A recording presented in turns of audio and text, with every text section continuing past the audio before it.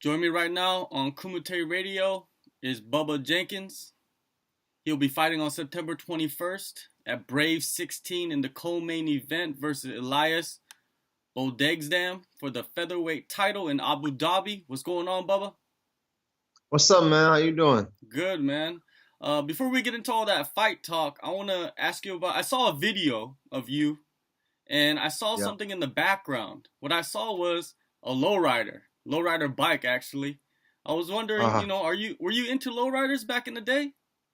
Man, I do like the lowrider bicycle. I'm not a West Coast guy. I being an East Coast dude, I just happen to have an affinity for them. I only saw that one. I went to Arizona State when I transferred from Penn State, and once I was out there, I drove past this dude who had that bike sitting outside of his little shop.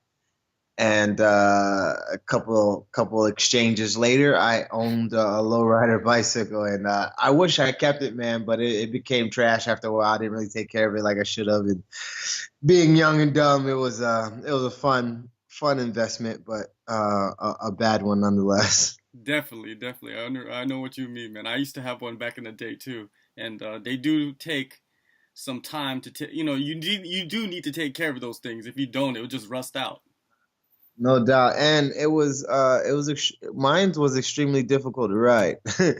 Like some of them look like real comfortable and cool, but like the way mine was like low riding sitting, it just was difficult.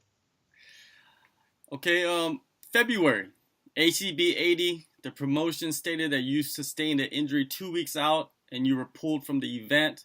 What exactly happened in that situation?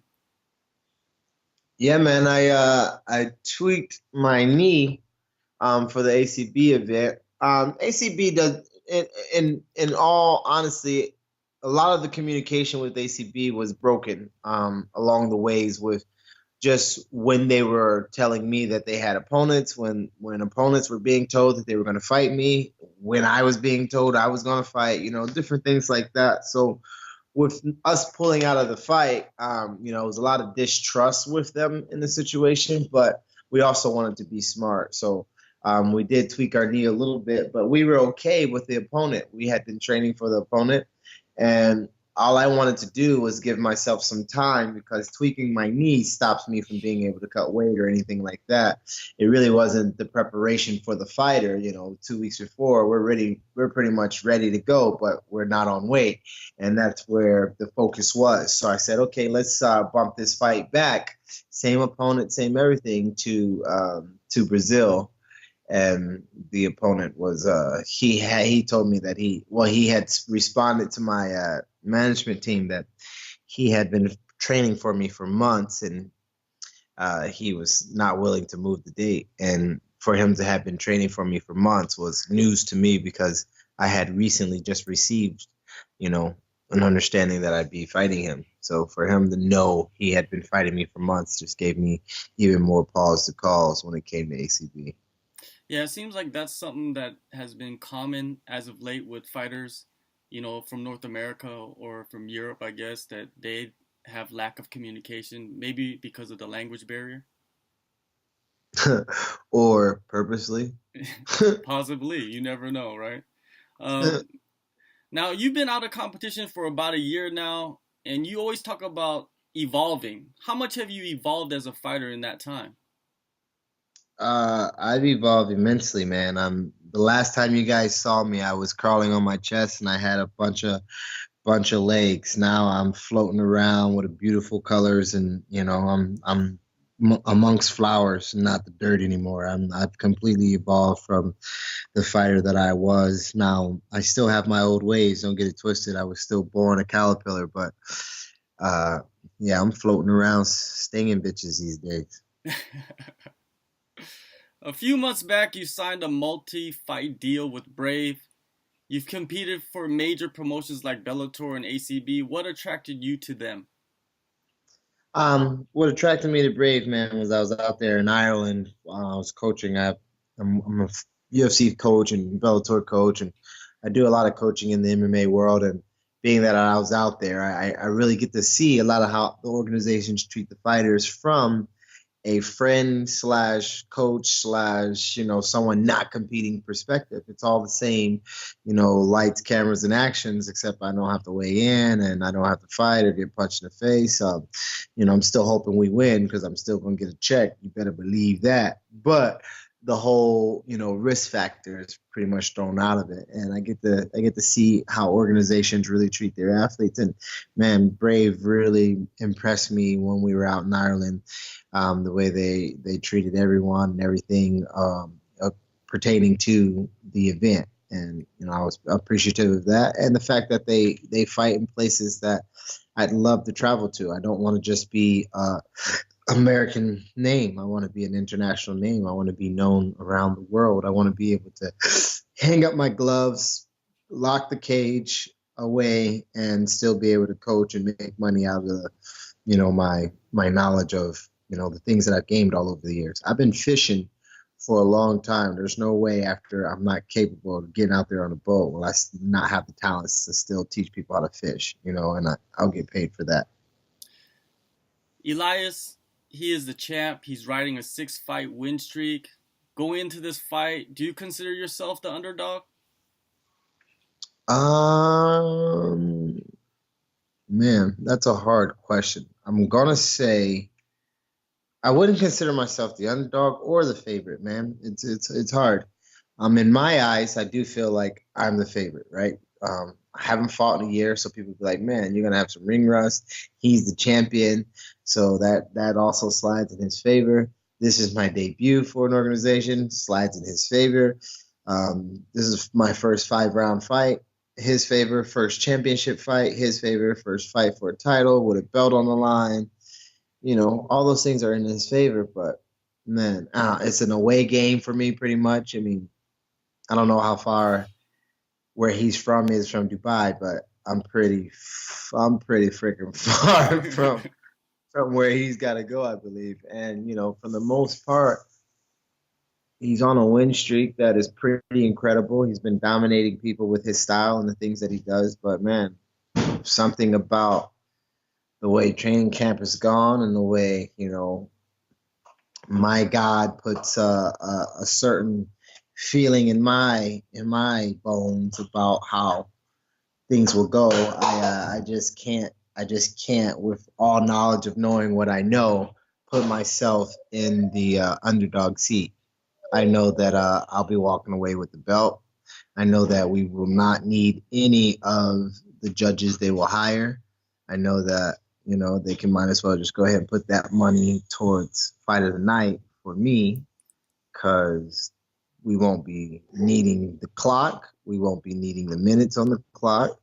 Maybe a couple of the minutes in between the clock. But as far as we're not going to need that whole 5th round thing. That y'all can go ahead and cancel that thing. I mean, there are very few things that we're going to need for this fight. But one thing for sure that we don't need is the title of underdog. You mentioned all these intangibles, but when you look at your past track records, both of your guys' track records, the level of competition, do you believe the level of competition you have faced is much higher than his? Yeah, I don't know. Yeah, for sure. I have not really looked into the guys that he's faced. I don't really do the whole MMA math game. He beat that guy, I beat this guy fought this guy, and I can beat him because those two fought. That matchups make everything, man. Plus the timing and what people are going through, life, all that. I mean, life happens to hit people at different times. And whether you're going through a training camp or you're going through a divorce or you're going through whatever, sometimes that fight still happens regardless of what's happening in life. So I really don't look at his opponents and, give him a grade off of it. And, sometimes when you're building, it takes, some types of opponents to make you better. Just because you fought a scrub doesn't mean you didn't get better off of fighting that scrub. So there was something about, maybe the management and you picking the way you picked to get the certain fights the way you wanted them. So yeah, that's how I feel about that. I don't see it in any other light. Fair enough. You've been a part of many champ camps, You've seen the ins and outs of what happens, the mistakes that are made. Now you are the center of attention. With those experiences, what have you incorporated to your regimen that has benefited you tremendously? Well, first of all, I wouldn't say that I've been a part of champ camps. I am naturally a champion who does camps. So when I'm camping, it's naturally a champ camp. But nah, man, what I did, man, was really I just focused on me, man. I didn't try to do too much craziness with mitts or with jujitsu or with this and that. I really try to focus on finding out who I was because most people know in the game that I really didn't have an amateur career. I fought in all these big organizations. But if you want to be honest with ourselves, I've been street fighting with wrestling for a long time.